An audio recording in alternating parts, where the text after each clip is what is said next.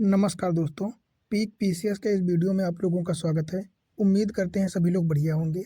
तो जैसा कि थंबनेल में आप लोगों ने देख ही लिया होगा कि आज की वीडियो में हम लोग पढ़ने वाले हैं भारतीय राज्य व्यवस्था, है ना। सबसे पहले इसमें हम लोग डिस्कस करेंगे भारतीय राज्य व्यवस्था के टॉपिक्स कि कौन-कौन से टॉपिक्स हैं, और इससे पहले हम लोग देखेंगे, सर्वे करेंगे कि जो है कौन-कौन से सेक्टर से कौन-कौन से क्वेश्चन कितनी ज़्यादा मात्रा में आते हैं, कि कौन-कौन से टॉपिक से कितने ज़्यादा क्वेश्चन आते हैं, सबसे कम कहाँ से आते हैं, सबसे ज़्यादा कहाँ से आते हैं। क्योंकि जब तक हमें एनालिसिस नहीं करेंगे तब तक हमारे पढ़ने का कोई मतलब नहीं है ना। तो इसलिए हम आज यूपी पीसीएस का जो है प्रीवियस ईयर क्वेश्चंस का एनालिसिस करेंगे। फिर ये देखेंगे कि उसमें क्वेश्चन जो आ रहे हैं उनका लेवल कैसा है ना, कि ज़्यादा बहुत ज़्यादा हार्ड तो नहीं है या ज़्यादा नॉर्मल तो नहीं है। फिर उस हिसाब से हम लोग जो है पढ़ेंगे ताकि आगे जो रिजल्ट मिल सके अच्छा मिल सके। चूँकि ये आप सबको पता है कि लगभग 16 से 17 क्वेश्चन जो है यूपी पीसीएस में और आरओ में भी 15 प्लस क्वेश्चन जो है हर साल आते हैं पॉलिटी के। और वो भी ऐसे क्वेश्चन आते हैं, मतलब एकदम नॉर्मल क्वेश्चन आते हैं कि आप अगर अच्छे से पढ़े होगे तो उनको मैनेज कर पाओगे, है ना। तो सबसे पहले इसमें हम लोग देखेंगे कि क्वेश्चन जो है प्रीवियस ईयर क्वेश्चन किस प्रकार से आ रहे हैं, है ना। फिर इसका हम लोग देखेंगे, सिलेबस डिस्कस करेंगे, और फिर अगले वीडियो से जो हम लोग स्टार्ट कर देंगे अपना टॉपिक वाइज, है ना। तो अभी हम लोग देख लेते हैं प्रीवियस ईयर क्वेश्चन जो है यूपी पीसीएस में आए हैं तो उनका लेवल क्या रहा है या उनकी लैंग्वेज की क्या रही है।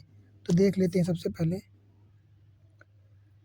तो जैसा कि आप लोग यहाँ पे देख भी सकते हैं कि ये जो है यूपी पीसीएस का जीएस पेपर फर्स्ट का दिया गया है ना। 2012 से 2022 तक दिखाया गया है, पर हमको ज़्यादा इतना लॉन्ग में माइनस में नहीं आना है। ये हो जाएगा अपना इंडियन पॉलिटी एंड गवर्नेंस का सेक्टर। तो आप लोग देख सकते हैं, इसमें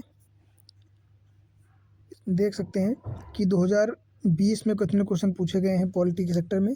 तो 2020 में जो है 14 क्वेश्चन पूछे गए हैं। फिर 2021 में पूछे गए हैं 14, और 2022 में जो है 21, लगभग 15। हालांकि ये 14 नहीं है, इसमें 17 क्वेश्चन हो जाएंगे, क्योंकि कुछ क्वेश्चन ऐसे होते हैं जो हिस्ट्री से भी होते हैं। मान लो पॉलिटी का संवैधानिक विकास कैसे हुआ, तो वो कुछ टॉपिक ऐसे होते हैं जो हिस्ट्री में भी आ जाते हैं और पॉलिटी में आ जाते हैं। तो उनको कभी कभी पॉलिटी में ऐड कर लिया जाता है और कभी कभी हिस्ट्री में ऐड कर लिया जाता है। तो 1 से 2 क्वेश्चन यहाँ पे बढ़ जाएंगे आपके। तो लगभग 16-17 क्वेश्चन जो है हर साल पॉलिटी से देखने को मिलते हैं, है ना। अब उनका लेवल क्या होगा ये देखने की बात करें तो हम लोग जो है एनालिसिस करते हैं, है ना। देख सकते हैं यहाँ पे भारतीय संविधान एवं राज्य व्यवस्था की बात करें तो इसमें किस प्रकार के क्वेश्चन पूछे गए हैं कि निम्नलिखित राजनीतिक दलों पर विचार कीजिए और उन्हें उनकी स्थापना के कालानुक्रम जो है कालक्रम के अनुसार व्यवस्थित कीजिए। तो यहाँ पे मैं आंसर नहीं देने वाला हूँ, मतलब मैं बस यहाँ पे एनालिसिस करा रहा हूँ कि इस प्रकार से क्वेश्चन जो है आते हैं।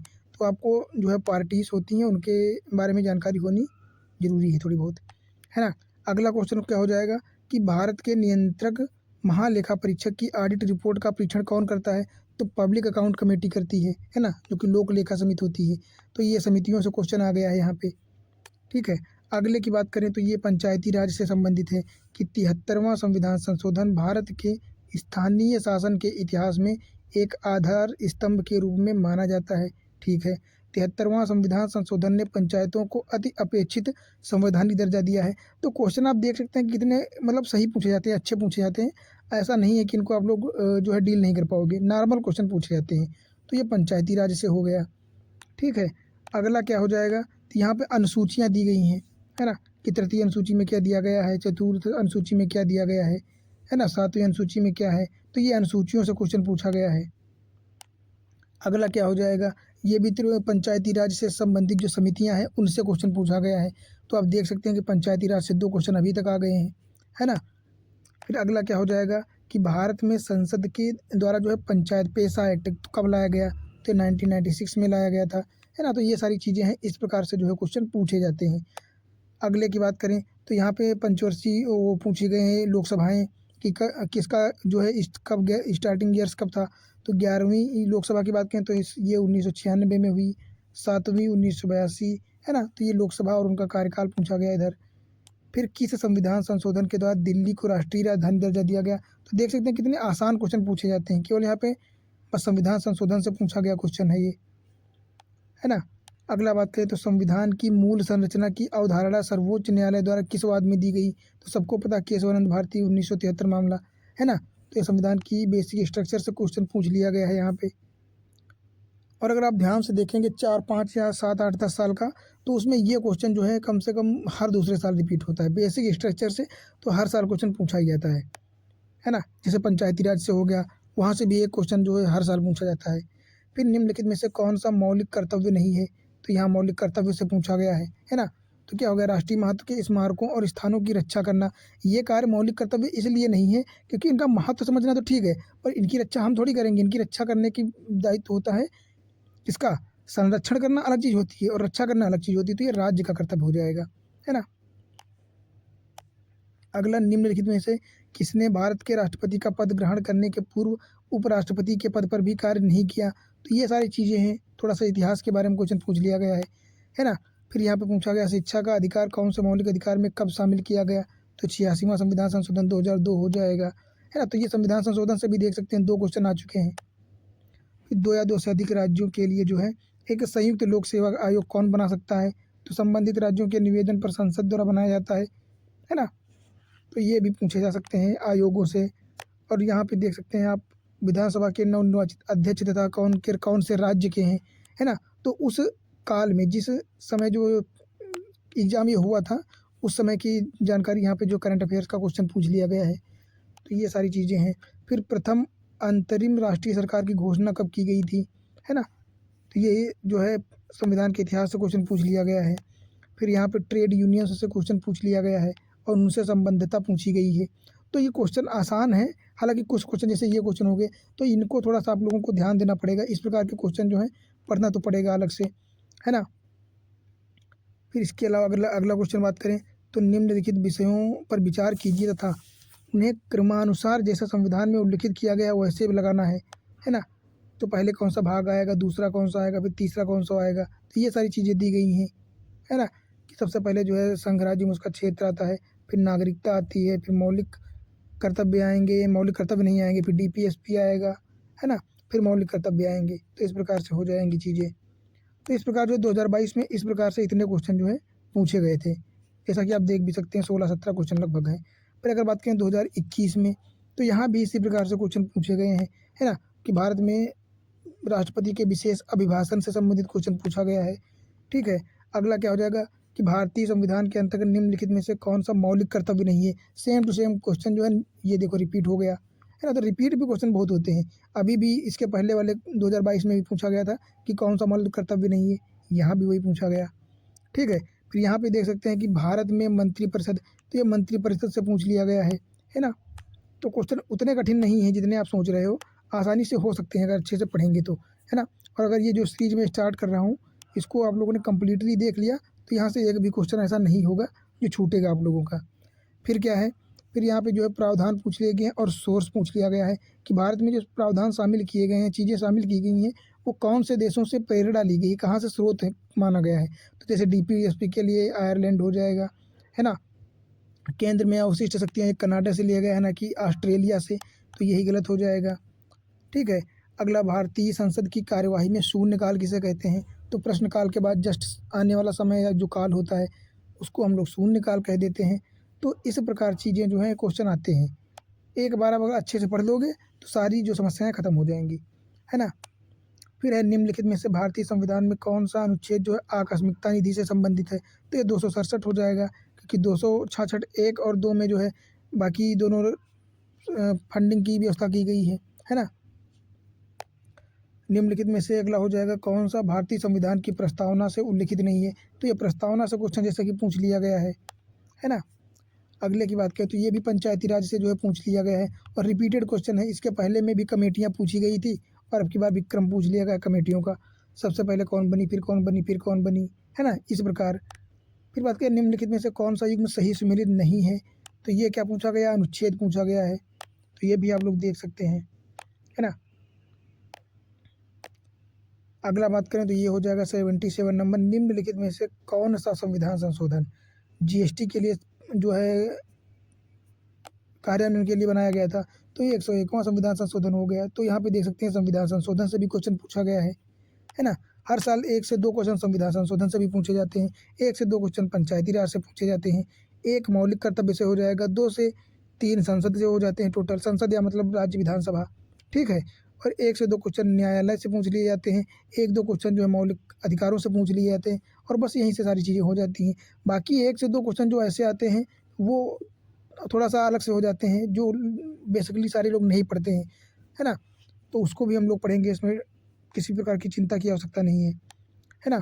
फिर भारतीय संसद की लोक लेखा समिति की समीक्षा, तो देख सकते हैं यहाँ पे फिर से कमेटी की बात पूछी गई है सीएजी की, है ना? फिर निम्नलिखित में राज्यों में सबसे पहले किसका गठन किया गया, तो ये आप लोग तो जानते ही होंगे।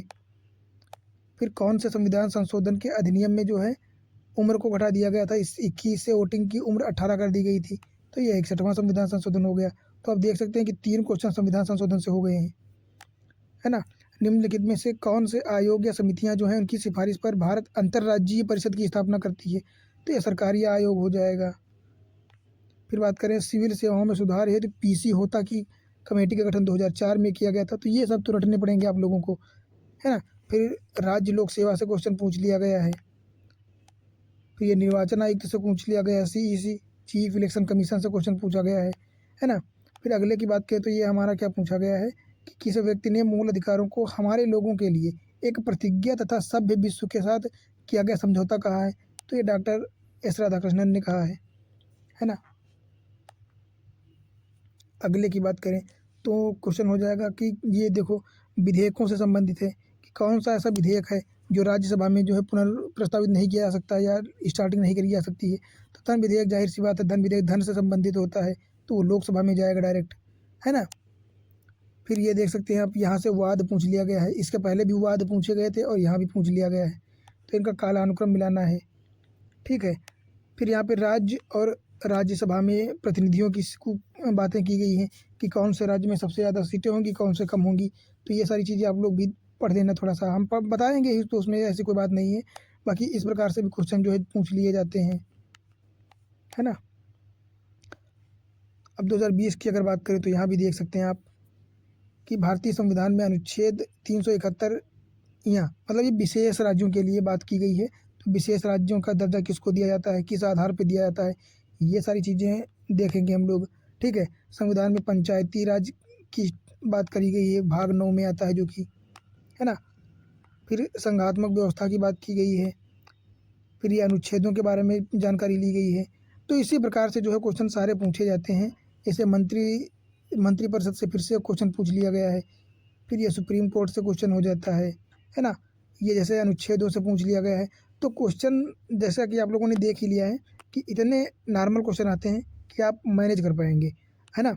ऐसा नहीं है कि मतलब क्वेश्चन हवा टाइप में आते हैं कि आप देख के ही मतलब आसानी से कर सकते हैं, है ना? तो अब हम लोग देखेंगे अपने टॉपिक, फिर उसमें देखेंगे कौन कौन सा टॉपिक सबसे ज़्यादा इंपॉर्टेंस है, क्योंकि एनालिसिस तो हमने कर लिया कि कहाँ से क्वेश्चन सबसे ज़्यादा आते हैं। अब हम लोग देखेंगे कि क्या टॉपिक हम लोग सबसे पहले पढ़ेंगे और कौन सा सबसे इम्पोर्टेंट टॉपिक है ना? तो देख लेते हैं। तो हम लोग देखेंगे इसमें अपने टॉपिक्स, जो कि कितने टॉपिक इसमें दिए गए हैं। इसमें 32 टॉपिक्स जो हैं दिए गए हैं, इसमें से हम लोग देखते हैं क्या क्या दिया गया है।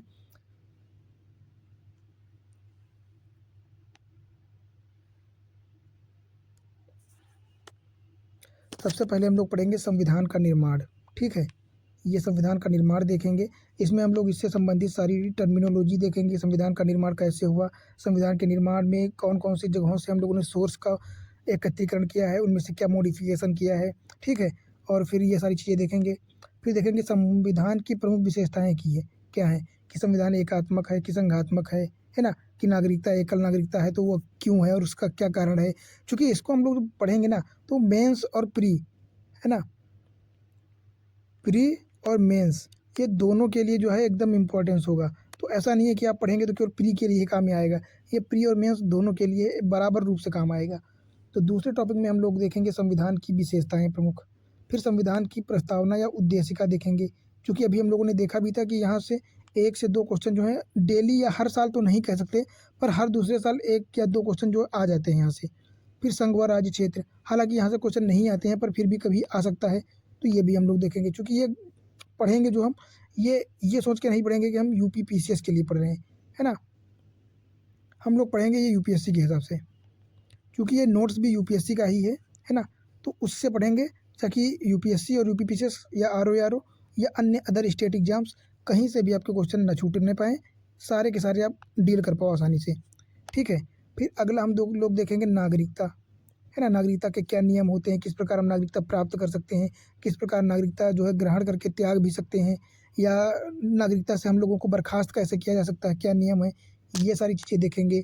फिर हम लोग देखेंगे सबसे इम्पोर्टेंट टॉपिक हो जाएगा मूल अधिकार, है ना। ये सबसे ज़्यादा क्वेश्चन यहाँ से आते हैं। फिर डीपीएसपी हम लोग देखेंगे।